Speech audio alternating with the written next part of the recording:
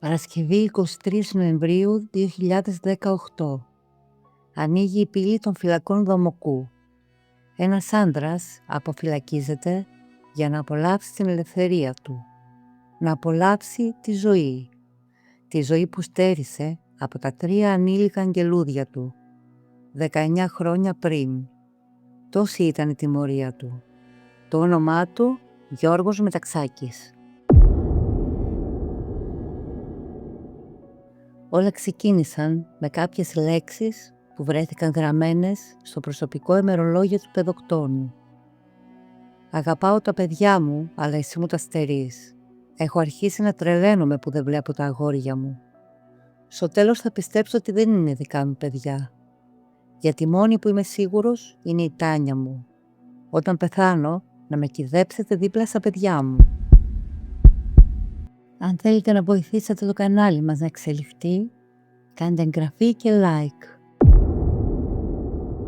Το 1989, ο Γιώργος Μεταξάκης και η Αργυρό παντρεύτηκαν κρυφά, παρά το γεγονός ότι ήταν δεύτερα ξαδέρφια. Απέκτησαν μαζί 4 παιδιά, όμως η κοινή τους ζωή είχε πάντα προβλήματα. Λόγω των έντονων καυγάδων τους, εκείνη τους ζητούσε συχνά και με επιμονή να αποχωρήσει από το σπίτι.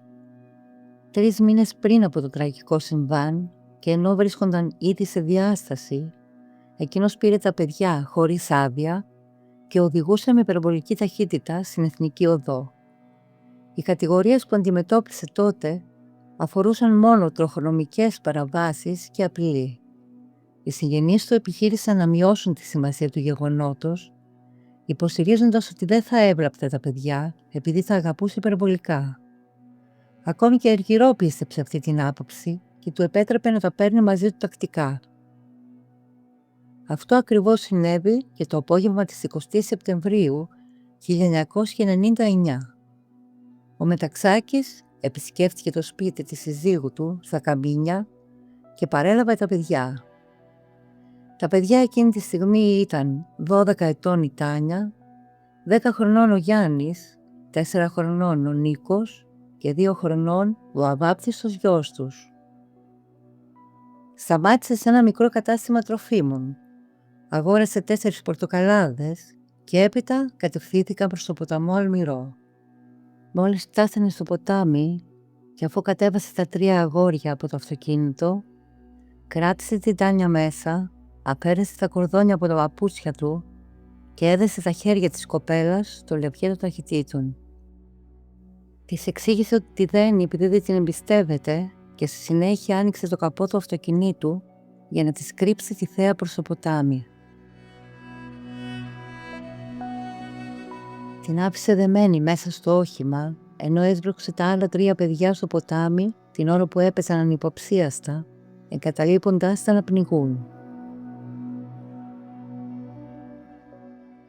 Μετά από μερικά λεπτά επέστρεψε. Κάθισε στη θέση του οδηγού και απομακρύνθηκε, αναπτύσσοντας μεγάλη ταχύτητα. Η Τάνια τον ρωτούσε επίμονα τι έκανε στα αδέρφια της, όμως εκείνος παρέμενε σιωπηλός και συνέχισε να οδηγεί γρήγορα. Διένυσαν μια απόσταση περίπου 30 χιλιόμετρων και έφτασαν στο ναό του Αγίου Ραφαήλ, έξω από το χωριό Μοχός, κοντά στα όρια του νομού Λασιθίου. Εκεί ο Μεταξάκης αποκάλυψε στην κόρη του ότι είχε δηλητηριάσει τα αδέρφια της.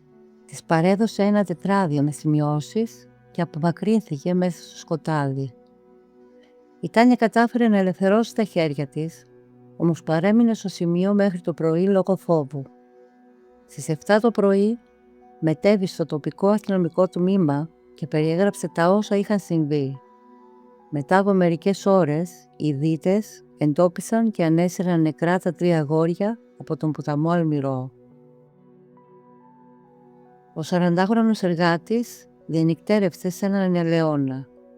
Χωρίς να δείχνει ότι έχει καταλάβει την πράξη του, το πρωί ξυρίστηκε και επισκέφτηκε ένα καφενείο κοντά στη Μονή Κεράς για να πιει καφέ. Ορισμένοι παρευρισκόμενοι τον αναγνώρισαν και κάλεσαν την αστυνομία, όμως πριν φτάσει στο περιπολικό, εκείνος επιβιβάστηκε σε ένα φορτηγό που πήγαινε προς το Τζερμάδιο κάνοντας το στόπ. Στην περιοχή αναπτύχθηκαν ισχυρές αστυνομικές δυνάμεις που δημιούργησαν σημεία ελέγχου με αποτέλεσμα τη σύλληψή του να είναι βέβαιη. Οι αρχές εντόπισαν επίσης το ημερολόγιο 50 σελίδων που είχε αφήσει στο αυτοκίνητο. Στις σημειώσεις του, ο δράστης ανέλυε την επικοινωνία και τις σχέσεις με την πρώην σύντροφό του και τους συγγενείς της. Παράλληλα εξέφρασε την πρόθεση να αφαιρέσει τη ζωή των παιδιών του με σκοπό να τους τιμωρήσει, επειδή ένιωθε ότι τον είχαν απομακρύνει. Κατά τη διάρκεια της ανάκρισης, ο Μεταξάκης αρνήθηκε την ενοχή του για το τριπλό έγκλημα, υποστηρίζοντας ότι τα 3 αγόρια πνίγηκαν μόνα τους στον ποταμό Αλμυρό. Ισχυρίστηκε με απόλυτη ψυχραιμία ότι κατά τη διάρκεια του περιπάτου τους, ο 4χρονος Νίκος έπεσε κατά λάθος στο νερό και στη συνέχεια ο 10χρονος Γιάννης προσπάθησε να τον βοηθήσει με αποτέλεσμα να πνιγεί και αυτός. Όσον αφορά το τρίτο αβάπτιστο παιδί, ισχυρίστηκε ότι του έπεσε από τα χέρια την ώρα που επιχειρούσε να προσφέρει βοήθεια. Ωστόσο, δεν έδωσε καμία εξήγηση για το πώς σώθηκε η κόρη του, η οποία ήταν δεμένη μέσα στο αυτοκίνητο. Ο αστυνομικός διευθυντής Ηρακλείου δήλωσε στην εφημερίδα Τα Νέα ότι ο δράστης αποτελούσε μια εξαιρετικά σκληρή και διαστραμμένη προσωπικότητα, κάτι που δεν είχε συναντήσει ποτέ ξανά στο παρελθόν. Τόσο ο ίδιος, όσο και οι υπόλοιποι αξιωματικοί έμειναν έκπληκτοι από την υφαλιότητα και την ψυχραιμία που επέδειξε. Μάλιστα, αξιωματικός που συμμετείχε στην προανάκριση σχολίασε χαρακτηριστικά ότι το μόνο πράγμα που δεν ζήτησε ο κατηγορούμενος ήταν να παρευρεθεί στη κηδεία των παιδιών του. Ο δικηγόρος Γιάννης Παπαδάκης δήλωσε ότι ο κατηγορούμενος πρέπει να αντιμετωπίσει μόνος τις συνέπειες των πράξεών του και αρνήθηκε να τον εκπροσωπήσει. Λόγω της άρνησης και άλλων δικηγόρων να αναλάβουν την υπόθεση, η ανακρίτρια Ευαγγελία Ψαράκη διόρισε ως συνήγορο υπεράσπισης τον Χρήστο Μιχαλόπουλο. Η αναπαράσταση του εγκλήματος ξεκίνησε στις 24 Σεπτεμβρίου στις 6 το πρωί, υπό δρακόντια μέτρα ασφαλείας, καθώς οι αρχές φοβούνταν το ενδεχόμενο λιντσαρίσματος του δράστη. Ο παιδοκτόνος μεταφέρθηκε στην περιοχή όπου διέπραξε το τριπλό έγκλημα, φορώντας ελεξίσφαιρο γυλαίκο, ενώ ισχυρές αστυνομικές δυνάμεις είχαν ελέγξει και αποκλείσει το χώρο περιμετρικά. Ο 40χρονος δράστης δεν έδειξε ούτε μία στιγμή μεταμέλεια για το γεγονός ότι πέταξε τα 3 αγόρια του στον ποταμό Αλμυρό. Μάλιστα, με προκλητική στάση, ο Μεταξάκης επιχειρούσε να κρύψει την αλήθεια και επαναλάμβανε συνεχώς ότι είναι αθώος και ότι επρόκειτο για ατύχημα. Οι εισαγγελείς και αστυνομικοί διευθυντές που ήταν παρόντες στο σημείο έμειναν έκπληκτοι από την ψυχραιμία του δράστη. Όταν το ρώτησαν για ποιο λόγο δεν βούτυξε στο νερό για να σώσει τα παιδιά του, εκείνος απάντησε πως δεν γνώριζε κολύμβηση. Η διαδικασία της αναπαράστασης ολοκληρώθηκε χωρίς ο Μεταξάκης να ομολογήσει τους φόνους. Ενώ ο Μεταξάκης επέμενε στην αθωότητά του, το πόρισμα του ιατροδικαστή ανέφερε ότι τα παιδιά σπρώχτηκαν στο νερό, ενώ ήταν ακόμα ζωντανά, με αποτέλεσμα να πνιγούν από τα ορμητικά νερά. Το άψυχο σώμα του 10χρονου Γιάννη έφερε αμαχές, γεγονός που έδειχνε ότι προσπάθησε να αντισταθεί στα χέρια του πατέρα του τη στιγμή που εκείνος τον πετούσε με τη βία στο ποτάμι. Κατά τη διάρκεια των ημερών που ο 40χρονος μεταφερόταν στα δικαστήρια, μεγάλο πλήθος ανθρώπων συγκεντρωνόταν στο σημείο για να εκδηλώσει την οργή του εναντίον του. Μια εβδομάδα μετά την πράξη του, ο Μεταξάκης παραδέχτηκε την ενοχή του.